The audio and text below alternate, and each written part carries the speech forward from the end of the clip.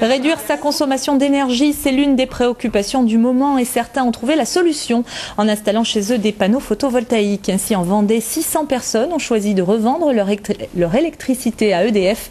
Un investissement important au départ, mais qui s'avère rentable à long terme. Josie Saint-Paul, Jean-Marc Lallier. 2050 heures de soleil sur un an, la Vendée connaît un ensoleillement équivalent à la ville de Toulouse. Une vraie richesse pour ses habitants.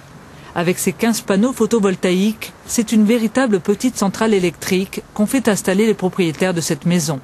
Une électricité qu'ils revendent entièrement à EDF au prix de 31 centimes par kilowatt. 57 centimes si les panneaux avaient été intégrés à la toiture. Depuis le mois d'août, nous avons produit 549 kWh. Et en euros, ça représente combien? En euros, l'appareil me signale qu'il s'agit de 171 euros 40 depuis le 20 août. Il faut compter une dizaine d'années pour que l'investissement soit rentable. EDF s'est engagé de son côté à racheter l'électricité pendant 20 ans.